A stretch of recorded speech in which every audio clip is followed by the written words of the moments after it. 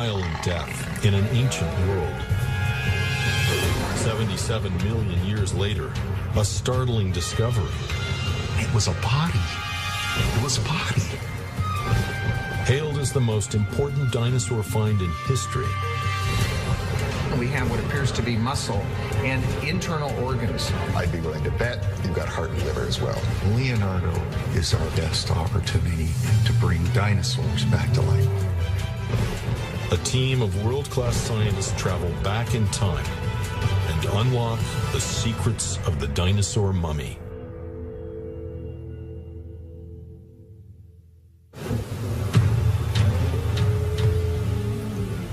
Earth's late Cretaceous period. A tropical storm blowing in from the western interior seaway has forced a family of duck-billed dinosaurs to head for shelter within the lush delta.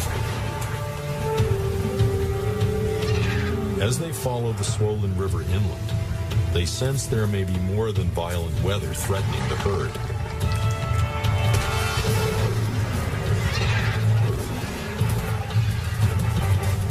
A pack of lethal Daspletosaurs surrounds the duckbills. There's little chance for escape. A young juvenile rushes in to protect the herd. But he's no match for these ferocious pack hunters.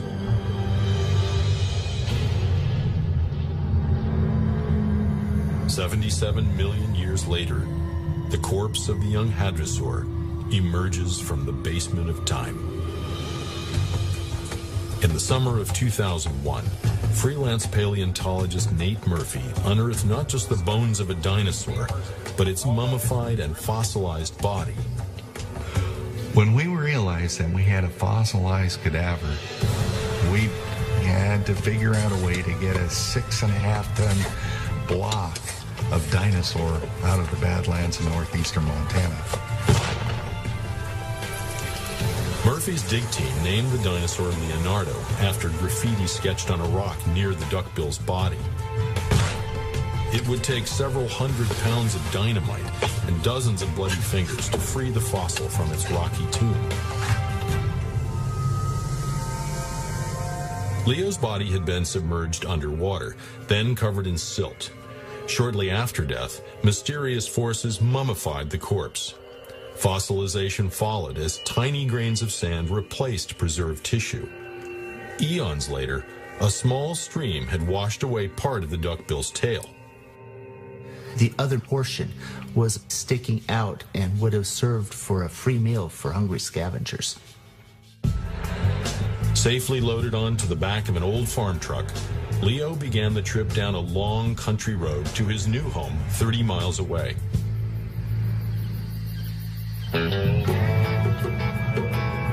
Located in the northeast part of Montana, Malta is a charming icon of the American West.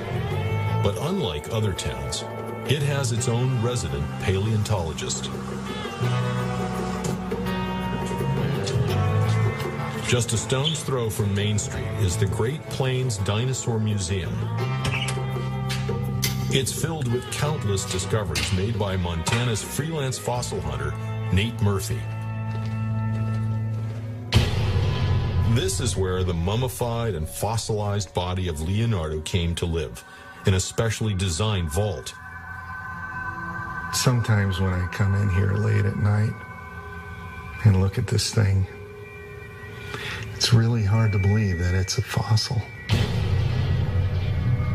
It's really the cadaver of a dinosaur. After being exhumed, the body of the Brachylophosaur was flipped on its back for further examination. With the cadaver largely intact and preserved, Leonardo is listed by the Guinness Book of World Records as the best dinosaur mummy ever found. Above the right leg is a structure the size and shape of what Murphy believes is a shoulder muscle. In the belly of the beast, a missing piece of rock reveals Leonardo's partially exposed stomach.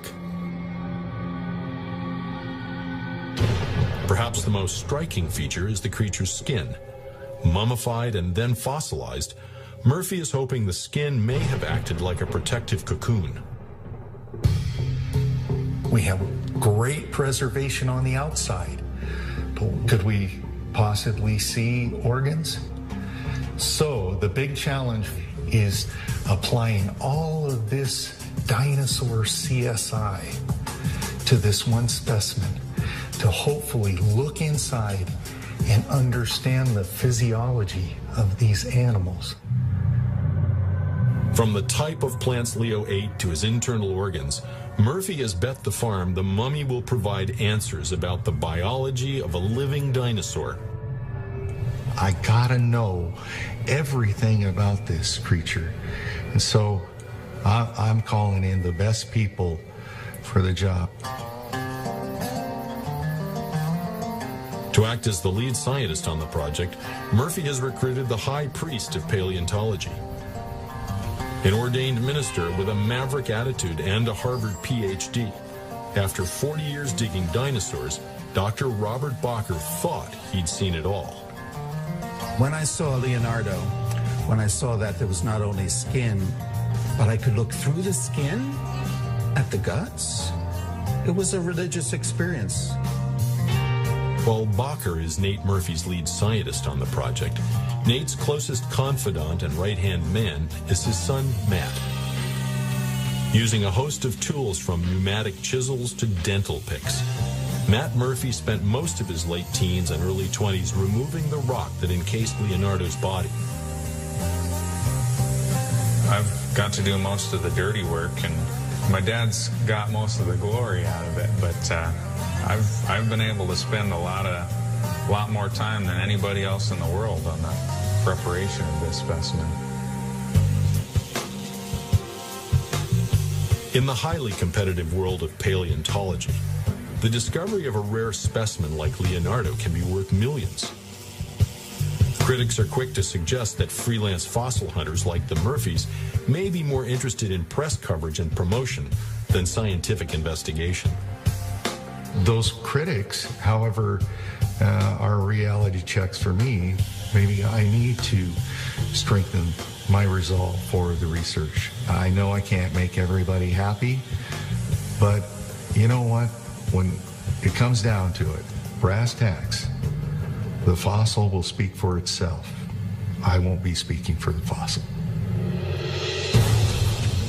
Although an amateur, when it comes to finding Brachylophosaurus, Murphy is without equal, unearthing 5 of Leo's species, all discovered in the same location in northeast Montana. Could a single catastrophic event be responsible for their deaths?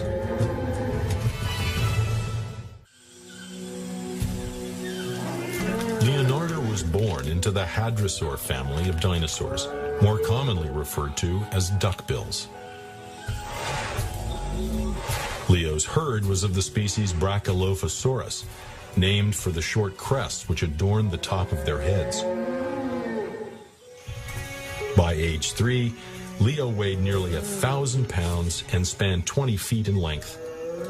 But this is only the first chapter of Leo's story. 77 million years after his death, his body holds the key to unlocking secrets not only about his anatomy, but also about the lost world of dinosaurs. Once we move the camera and get it above shot, projecting down onto the processes and the tendons, we should get very good three-dimensional images. To protect the fragile fossil, imaging expert Art Anderson will use a custom-built scanner to create an anatomical model of Leo's body. We're not going to be using traditional molding casting on Leonardo because we don't want to contaminate the surface with chemicals that would traditionally be used. So what we're doing is doing the white light scan, which will give us detail down to the size of a grain of sand. And when we're finished, and this is the exciting part, we're going to have a very detailed image of Leonardo's body in 3 dimensions. After more than a week of scanning, a detailed 3D image of Leo's body emerges. It's the science team's first step in creating an accurate digital model of a dinosaur's anatomy. With the corpse covered in skin, Leo has given us our first complete picture of both the size and location of a dinosaur's complex pattern of scales.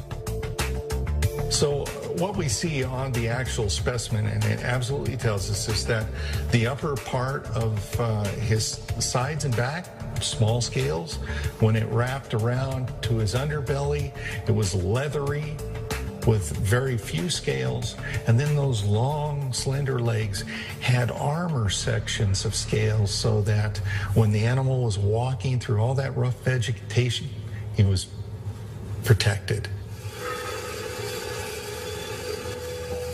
There's strong evidence Leonardo's body cavity was intact after he died. So scientists from the University of Colorado in Boulder began looking for remnants of his last meal. When we examined the material inside of Leonardo's gut and compared it with that outside, there were actually very clear differences.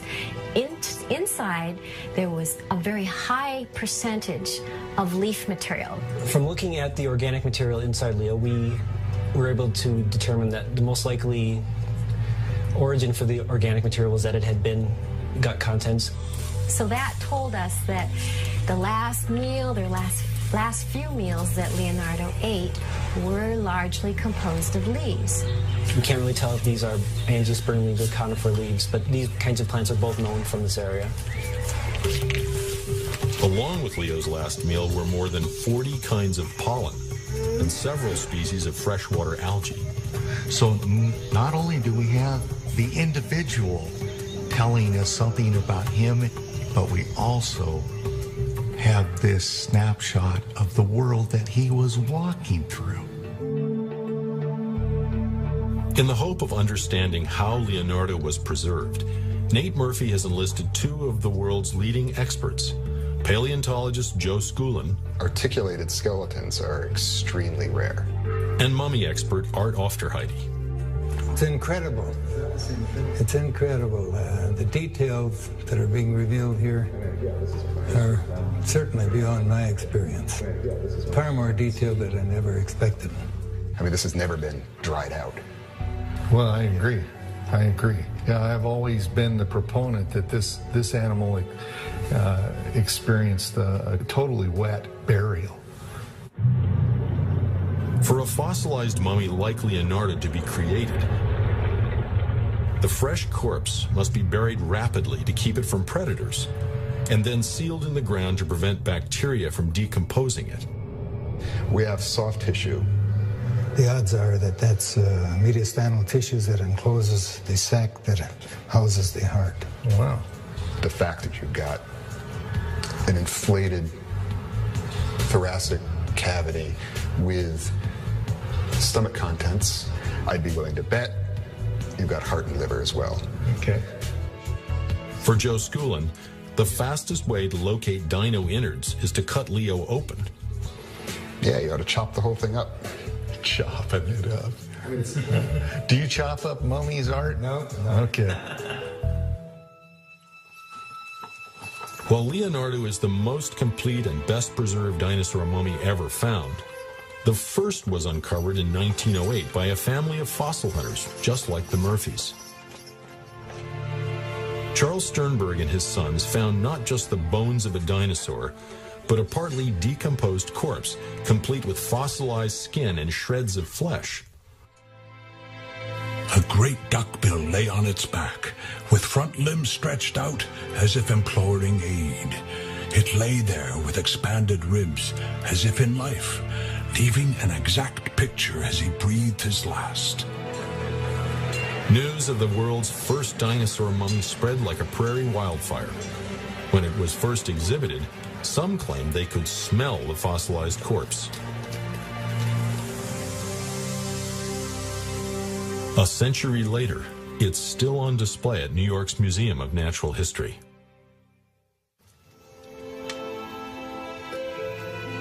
Sternberg was consumed with unlocking the mysterious forces that had preserved the duckbill. He began to wonder if the sands of the Cretaceous might be filled with mummified dinosaurs. To get under the skin of the dino mummy without damaging it, Nate Murphy has wrangled a team of digital X-ray technicians to perform a radiographic autopsy. We'd use this for non-destructive testing of welds, of airplane parts, aerospace parts, bridges, anything where you can't afford to break it apart to inspect it. Industrial-strength X-ray equipment will be used to penetrate the fossilized corpse. There's just one snag. It's extremely dangerous. In the industrial world, we would just clear out an area, or we'd shoot in the middle of the night when nobody's around, and we'd have hundreds of feet to work around. And we're going to need to get some more shielding in here. Let's make some X-rays. You got it. Let's go, boys. Each time an X-ray is taken, the team must leave the field station and take refuge beyond the lethal zone of radiation. Okay, we're clear. Energizing. How long is the exposure? 1 minute. Should be over. Is it done shooting, Pat? Sorry, we have a technical hiccup here. So what's up? Did you get it? Did you shoot it? Two won't energize at the moment. We're getting a fault from the cooler that cools the X-ray tube. And it won't allow the control panel to even energize. What happens is the electricity comes in, passes over a piece of tungsten, and makes X-rays, and generates a lot of heat. And we have to have some form of cooling. In this case, it's water. 5 years, I guess I can wait a few more minutes, but man, it's killing me. It's hurry up and wait. The hurry of Leonardo's life, a short 3 years long, was lived along the shores of the Western Interior Seaway, a shallow ocean whose coastline ran through eastern Montana and north into Alberta. As the climate warmed, the inland waterway receded, leaving on its western shore the Judith River Formation. In this ancient rock, nature has cut deep into Earth's primordial past, revealing a vast Cretaceous graveyard. But why, in this narrow corridor, are there so many complete or articulated dinosaurs? The question isn't really, why do we have articulated dinosaurs here? The question is, why do we have so many articulated dinosaurs in this location? Paleontologist Dave Eberth believes the answer to this question and how Leonardo may have died is recorded in the layers of mud and sandstone of the Badlands. You can see all of this bone poking out from the rock. This is a monotaxic bone bed. It is made up of the remains of hundreds of individuals. Scattered across Alberta's Dinosaur Provincial Park are more than 20 mass graves filled with a diverse variety of dinosaur skeletons. A bone bed like this will typically generate anywhere from 30 to 40 different kinds of animals, the remains of those animals. These bone beds are telling us that a number of animals are dying together and that these killing events are wiping out large numbers of animals across that coastal plain. What could be responsible for such a high concentration of dinosaur remains in eastern Alberta and Montana? If the killer was a single catastrophic event, it wasn't a theory that Charles Sternberg had considered. In 1910, the world was stunned to learn that the boys from Kansas had found a second dinosaur mummy.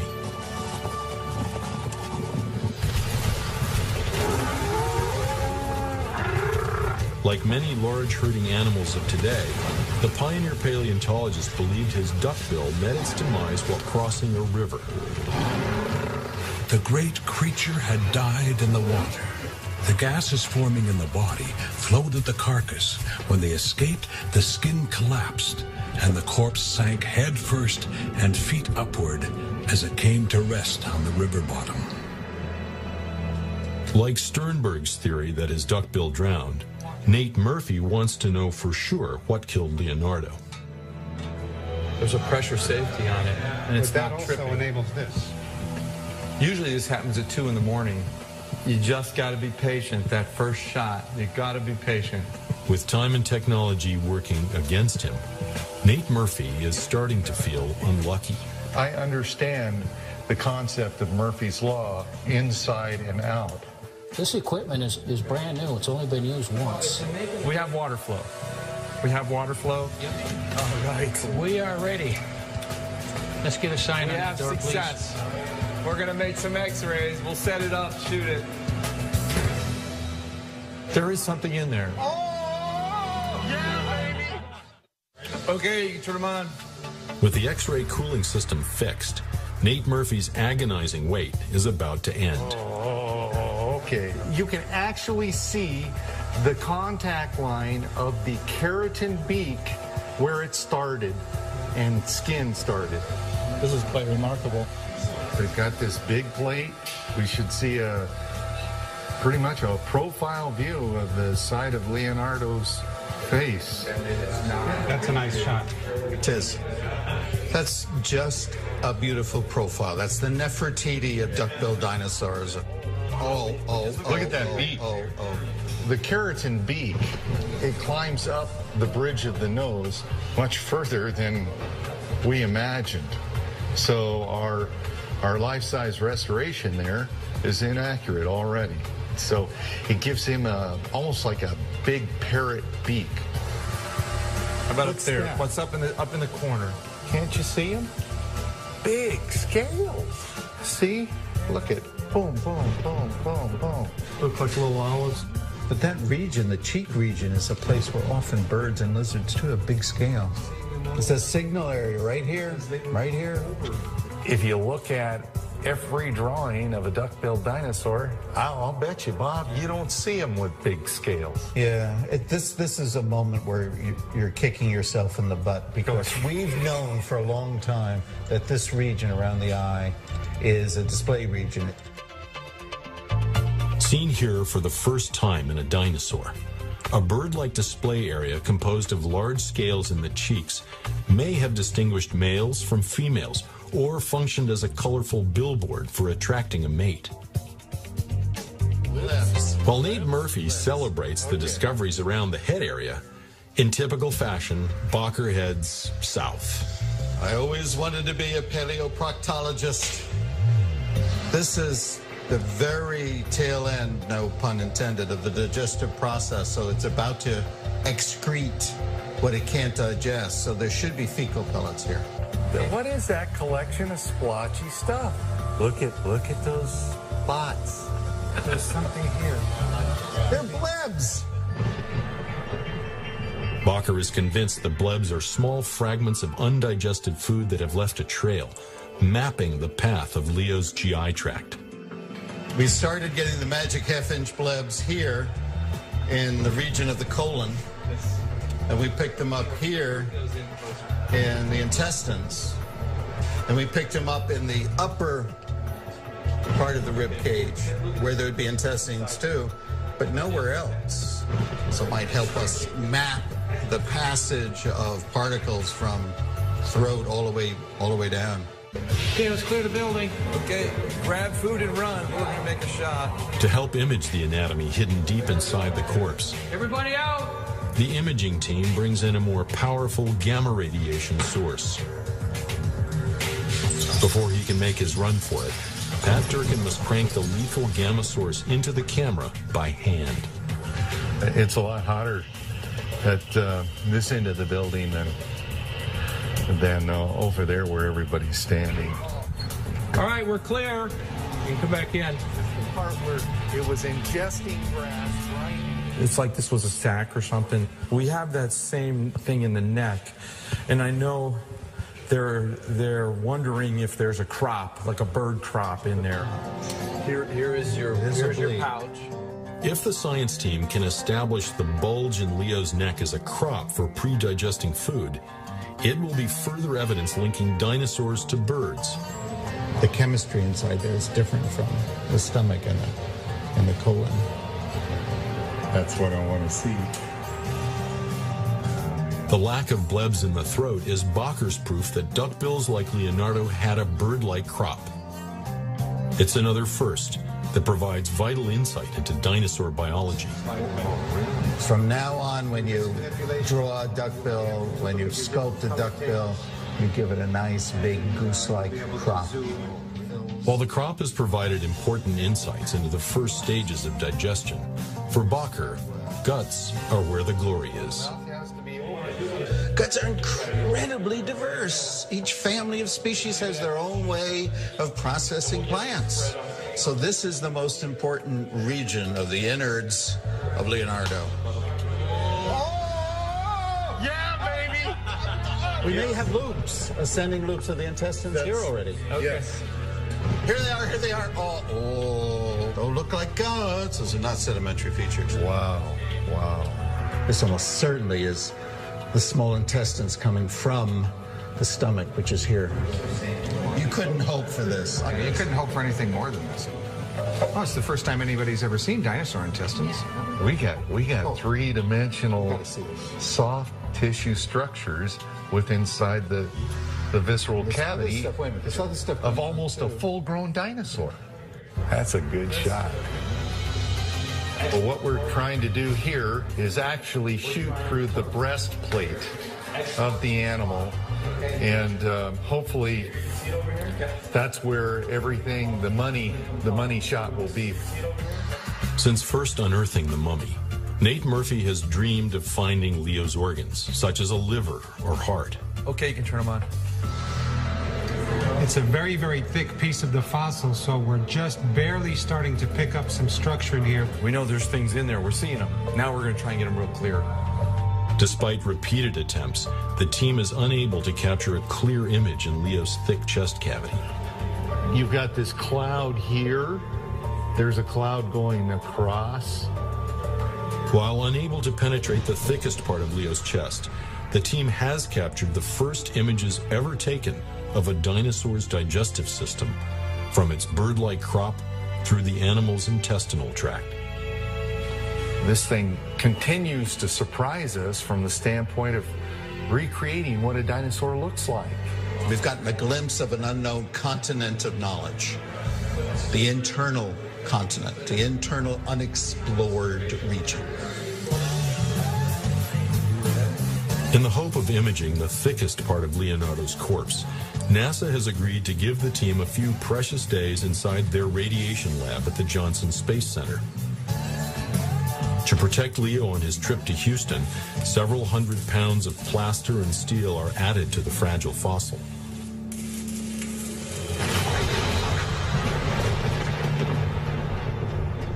But as the dinosaur mummy is readied for the journey, in the summer of 1916, Charles Sternberg and his sons were digging in the Badlands of Alberta when they hit pay dirt, uncovering a third dinosaur mummy. Described as the most spectacular specimen ever found, it was Charles Sternberg's crowning achievement. The sale of the rare fossil to Britain's Museum of Natural History assured his financial future. As the cargo vessel carrying the mummy approached the English coastline, she was boarded by a German warship, her crew evacuated, and the ship with the priceless mummy sent to the bottom. For Charles Sternberg, the emotional impact far outweighed the financial loss. 10 minutes of vandalism destroys all my labor. I can never recover from a blow such as this. In the twinkling of an eye, the blue Atlantic claimed my finest dinosaur. In a shocking coincidence, a century after the Sternbergs lost their mummy, the Murphys lose Leonardo forever. In an incident unrelated to Leonardo, Nate and his son Matt leave the project amid allegations of theft, after federal authorities seize a new species of raptor valued at more than $200,000. For us here in Montana, we grow up in the cowboy tradition. A handshake is as good as a contract, and it's especially difficult for the community here who spent years developing a museum and supporting Nate in his efforts. Quietly, the Murphy boys leave the Leonardo project and Malta for good. With the town rallying behind them, the science team presses on, recruiting an elite group of experts to oversee the building of Leo's shipping casket. For the gang who invented bubble wrap, Leo is their first Cretaceous customer. This is a very rigid system. It's rock. So therefore, a lot of the concerns we have are with high frequency. To reduce vibration and give Leo a smooth ride to Houston, a 2-part liquid foam is shot into plastic bags placed under the specimen. For 3 days and nights, the duckbill's pine box slowly takes shape around the fossil. 7 years after he was excavated, it's Leo's last day in town.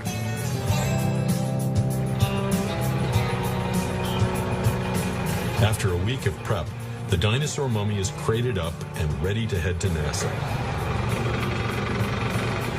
It's off the ground. I think the first part of this journey is going to be the toughest. For the trip, Leo has been insured for $2.5 million. There's just one hitch. These moments between the museum and the truck are not covered by insurance. Step back, Gary, so I can see you. Boy, talk about a tight fit.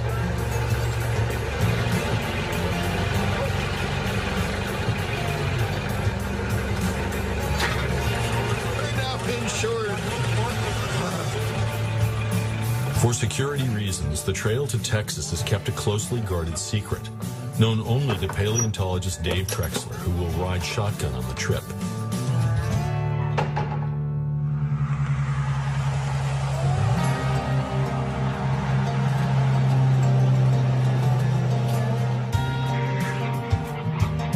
Four days after watching Malta disappear in the rearview mirror, Leonardo arrives at NASA's Johnson Space Center. I can't believe he's here. I just can't believe when they open that up, he's going to be in Texas. I can't believe he's here. Leonardo landed. Congratulations. Ah.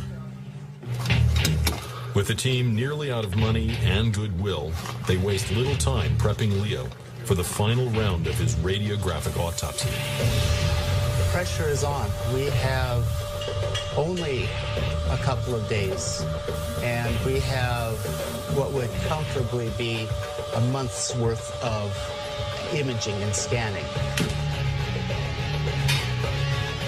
The black box containing a lethal cobalt radiation source is wheeled into Hangar 150. It's so dangerous that even though the walls are lined with lead, they have to wait until the last NASA employee leaves the Space Center at midnight. All right, we want overlapping. All right, let's clear the area. Making her hot. Cobalt time. You go, sir. Holy cow. The rib orientation. There's a little bit of a texture here, too. As the team searches for the prized internal organs, the powerful cobalt source reveals something inside Leo is missing. The rib's gone. This one right here. So we have a bite mark. We have a heck of a bite mark.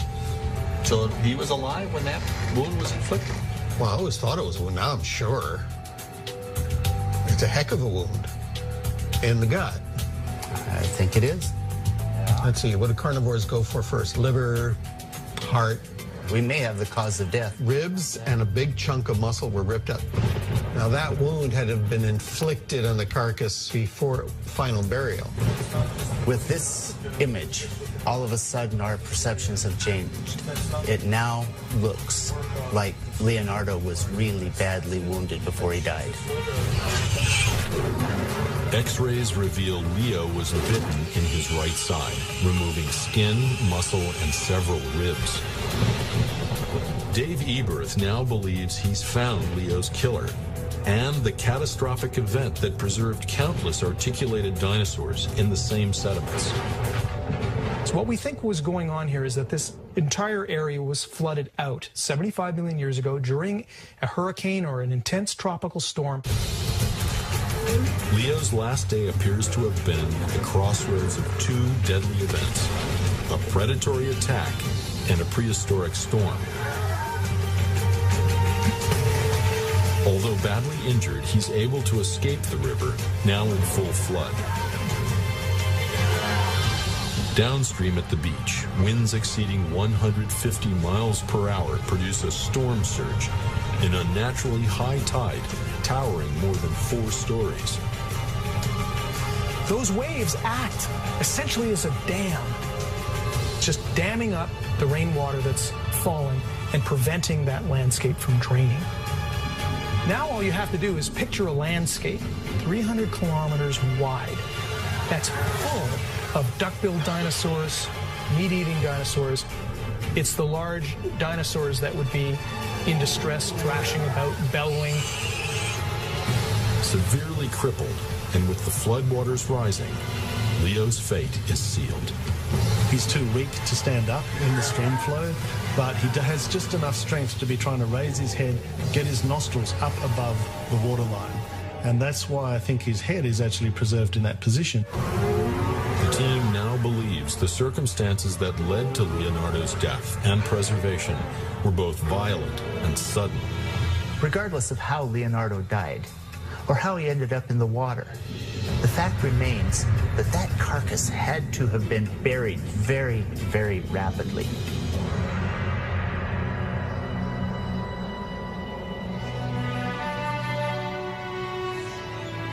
As the storm lost its energy, the floodwaters receded, revealing a carnage-ridden landscape.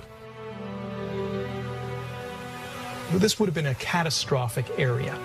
Picture a landscape littered with thousands of cow-sized animals that are rotting in the sun. Unlike most of the dinosaurs claimed by the storm, all but the end of Leo's tail is protected inside his sandstone crypt. We think we have the smoking gun cause to help us explain why a superb specimen like Leonardo got preserved in the first place. Nearly 800,000 centuries after Leo's death. It's fairly late, and we hope this will turn out. The Dino CSI team is out of time. This is fascinating. Yep. I am almost positive we're seeing organ there. Well, we haven't seen anything like that before. What organ in the body could possibly have that shape? Now this, from the other angle, might be in the position to be liver. Or the dried up vascular pattern inside the liver. The thing's about the right size for an animal that big. And it's in the right location. After a 2-hour exposure of Leo's thick chest cavity, the team has extracted something never seen before, the digital image of a dinosaur's liver. But nearby, the X-ray hints there's something more. There's something here, for sure. It's better resolution than we've ever seen in that. That spot right there should be the heart. That's in the right location. That is a deep structure, about fist size. It's about the right size. Has a very good chance of being the heart.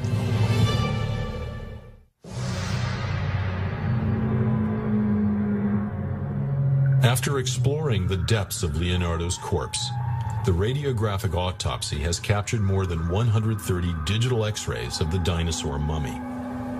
There's signals coming from the living animal, signals from the chemistry on the inside, signals coming from the animals that died. Images from an ancient world suggest Leonardo suffered a lethal wound before his death. It's part of a body of evidence that's also produced a life-size X-ray of the hadrosaur. This is just full of clues. We're awash in a sea of clues, and that's pretty incredible. Look at what we have here. We have a stomach content mass right there. We have something going on there that is totally different. We need to do some biopsies, really do, especially in there. The body is so pristine, it's an envelope of skin. We have been able to look inside the animal, identify a structure, pull it out, recreate it in 3 dimensions, and examine it without ever damaging the original specimen. We have been able to perform a non-invasive autopsy on a 77 million year old dinosaur. From images of Leo's GI tract to evidence of his last meal, the dinosaur's post-mortem has revealed the duckbill's complex path of digestion, including a bird-like crop. We can say that this animal was a high-fiber chewer and processor of the toughest plants in its ecosystem. That's the beginning of the answer, the explanation of why duckbills were so successful for so long. Most tantalizing of all is a digital image captured deep inside Leo's corpse, what appears to be the heart of a dinosaur. What's really exciting is that we think we have a heart. It's only a 2-dimensional image because we're using regular radiographs. And what we're looking for in the future is to have a system that will give us a 3-dimensional image. High-tech imaging of Leo's internal organs and exquisite skin patterns has brought us closer to a living dinosaur than we've ever been before, creating the world's first anatomically accurate dinosaur. After unearthing the first dinosaur mummy in 1908, Charles Sternberg spent the rest of his life struggling to unlock its secrets. On the 100th anniversary of his landmark discovery, Leo's high-tech autopsy has completed Sternberg's quest. It's also done something he could never have imagined. It's changed paleontology forever. We're going into the field with a full-blown laboratory to sit right on the ground and analyze these things before they come out. So we're doing science completely different than we did 5 years ago. No one will look at a dinosaur with skin and say, that's nice skin, I'll take photographs, get rid of it so I can clean the bones. That won't happen ever again. Leo's anatomy has provided evidence about his life and the environment he lived in. But the mummy's post-mortem is one forensic investigation that may never be closed. We have seen things that we have never seen before. We have performed tests that we've never been able to perform before. And we've answered a lot of questions. But the story of Leonardo is far from over. The northeast part of Montana, Malta is a charming icon of the American West. But unlike other towns, it has its own resident paleontologist. Just a stone's throw from Main Street is the Great Plains Dinosaur Museum. It's filled with countless discoveries made by Montana's freelance fossil hunter, Nate Murphy. This is where the mummified and fossilized body of Leonardo came to live, in a specially designed vault. Sometimes when I come in here late at night and look at this thing, it's really hard to believe that it's a fossil. It's really the cadaver of a dinosaur. After being exhumed, the body of the Brachylophosaur was flipped on its back for further examination. With the cadaver largely intact and preserved, Leonardo is listed by the Guinness Book of World Records as the best dinosaur mummy ever found. Above the right leg is a structure the size and shape of what Murphy believes is a shoulder muscle. In the belly of the beast, a missing piece of rock reveals Leonardo's partially exposed stomach. Perhaps the most striking feature is the creature's skin. Mummified and then fossilized, Murphy is hoping the skin may have acted like a protective cocoon. We have great preservation on the outside. Could we possibly see organs? So the big challenge is applying all of this dinosaur CSI to this one specimen to hopefully look inside and understand the physiology of these animals. As they follow the swollen river inland, they sense there may be more than violent weather threatening the herd.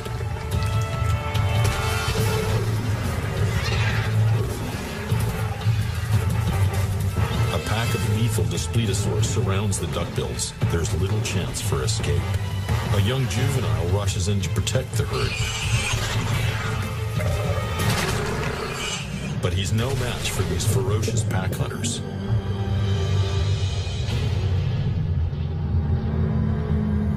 "77 million years later, the corpse of the young hadrosaur emerges from the basement of time. In the summer of 2001, freelance paleontologist Nate Murphy unearthed not just the bones of a dinosaur, but its mummified and fossilized body. When we realized that we had a fossilized cadaver, we had to figure out a way to get a 6.5-ton block of dinosaur out of the Badlands in northeastern Montana. Murphy's dig team named the dinosaur Leonardo after graffiti sketched on a rock near the duckbill's body. It would take several hundred pounds of dynamite and dozens of bloody fingers to free the fossil from its rocky tomb. Leo's body had been submerged underwater, then covered in silt. Shortly after death, mysterious forces mummified the corpse. Fossilization followed as tiny grains of sand replaced preserved tissue. Eons later, a small stream had washed away part of the duckbill's tail. The other portion was sticking out and would have served for a free meal for hungry scavengers. Safely loaded onto the back of an old farm truck, Leo began the trip down a long country road to his new home 30 miles away.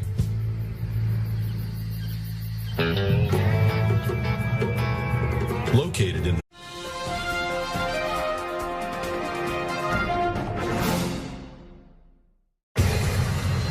a violent death in an ancient world. 77 million years later, a startling discovery. It was a body. It was a body. Hailed as the most important dinosaur find in history. We have what appears to be muscle and internal organs. I'd be willing to bet you've got heart and liver as well. Leonardo is our best opportunity to bring dinosaurs back to life. A team of world-class scientists travel back in time and unlock the secrets of the dinosaur mummy.